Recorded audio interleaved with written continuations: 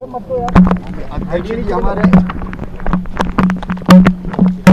उनको पूरी टीम को बहुत बधाई देता हूँ। राष्ट्रव्यापी अभियान है, इसमें डॉक्टर श्यामा प्रसाद मुखर्जी जो हमारे संस्थापक अध्यक्ष थे, मार्गदर्शक पथ प्रदर्शक हैं, उनके बलिदान दिवस से लेकर जन्मदिन तक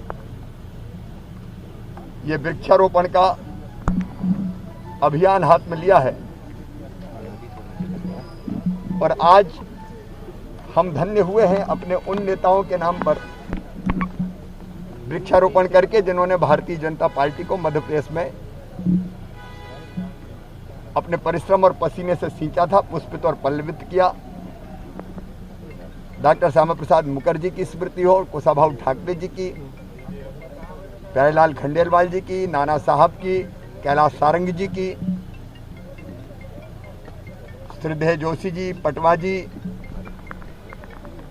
गौर साहब, सारे जो हमारे प्रमुख नेता थे उनके नाम पर भी हमने वृक्षारोपण किया। उनकी पुण्य स्मृति में इससे बड़ा काम और कोई हो नहीं सकता। वृक्ष ही ऑक्सीजन प्लांट है, वो पर्यावरण बचाने का काम करेंगे। ये काम केवल आज के लिए नहीं है, आने वाली पीढ़ियों के भविष्य के लिए है। इसलिए मैं पार्टी का अभिनंदन करता हूं।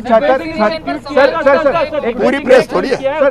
तालिबान नेताओं से मिलने के लिए दौरा करवा रहे हैं भारतीय अधिकारियों को। सर, दिग्विजय सिंह ने एक ट्वीट किया है, उसमें लिखा है और उनकी मानसिकता तालिबानी है। डॉक्टर श्यामा प्रसाद मुखर्जी जी का बलिदान दिवस है और हम सब लोग उस महान आत्मा को श्रद्धांजलि देते हैं जिन्होंने भारत की एकता और अखंडता के लिए अपने जीवन का बलिदान दिया। हम सब जानते हैं कि श्यामा प्रसाद मुखर्जी देश के आज़ाद भारत के उन नेताओं में से एक रहे जिन्होंने देश की एकता और अखंडता के लिए अपना सर्वस्व न्योछावर किया। वह उनका सारा जीवन अगर हम देखें तो उपलब्धियों से भी भरा हुआ था और त्याग के साथ भी भरा हुआ था। अगर उपलब्धियों की बात करें तो एक शिक्षाविद के रूप में उन्होंने 33 वर्ष की उम्र में कलकत्ता यूनिवर्सिटी जैसे यूनिवर्सिटी का वाइस चांसलर बनना का पद स्वीकार किया। सीनेट में रहे, सिंडिकेट में रहे, वहाँ की विधान परिषद में रहे, बाद में वो यूनियन कैबिनेट के यहाँ सदस्य बने और बाद में उन्होंने भारतीय जन।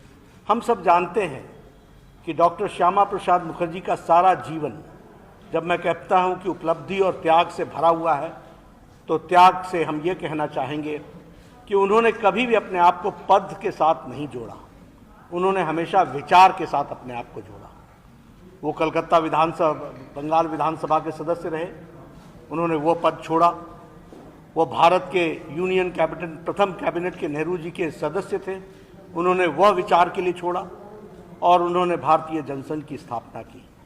हम ये भी जानते हैं कि उन्होंने जम्मू कश्मीर भारत का अभिन्न अंग बने, धारा 370 समाप्त हो, 35A निरस्त हो, इसके लिए उन्होंने उस समय आंदोलन चलाया था और कहा था एक देश में एक विधान, एक प्रधान, एक संविधान।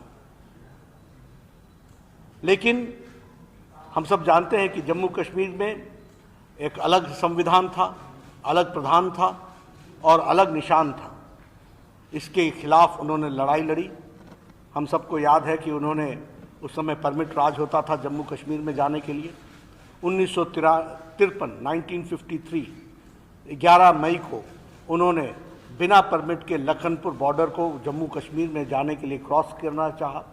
उन्हें गिरफ्तार किया गया और हम यह भी जानते हैं कि उनकी मृत्यु की सूचना आई 23 जून 1953 और उस समय जब 1953 में सूचना आई तो यह पता चला कि बहुत ही रहस्यमय ढंग से उन्होंने अंतिम सांसें ली हैं। यह बताता है कि उन्होंने अपना सारा जीवन बलिदान दिया देश की एकता और अखंडता के लिए, जम्मू कश्मीर को बचाने के लिए। और आज हमको संतोष इस बात का होता है कि मोदी जी के नेतृत्व में धारा 370 समाप्त हुई है, 35A निरस्त हुआ है और अब कश्मीर भारत का अभिन्न अंग बना है, इस बात का हम सबको संतोष भी होता है। मित्रों, आप समझिए 1953 की बात, जब उनकी रहस्यमय ढंग से मौत हुई होगी। कांग्रेस पार्टी के लोगों ने उस समय कोई इंक्वायरी नहीं कराई, कोई जानकारी हासिल नहीं की, और उस समय उनकी माताजी, श्रद्धेय माताजी ने जो पत्र नेहरू जी को लिखा था, उसमें उन्होंने स्पष्ट लगा था कि तुम्हारी थोथी दलीलें मैं नहीं सुनना चाहती, मुझे जांच चाहिए और जांच होनी चाहिए। लेकिन कांग्रेस के लोगों ने उस समय उस बात को दबा दिया।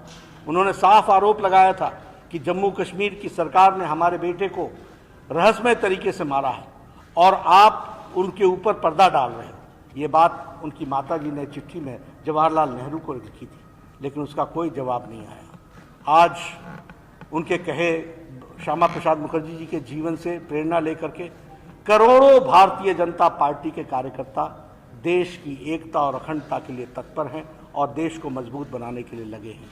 सच्ची श्रद्धांजलि उनको यही है कि हम उनके बताए रास्ते पर चलें, विचार के साथ जुड़ें और विचार को आगे बढ़ाने का काम करें। आज जहां हम उनको याद करते हैं, वहीं करोड़ों कार्यकर्ता उनसे प्रेरणा लेकर के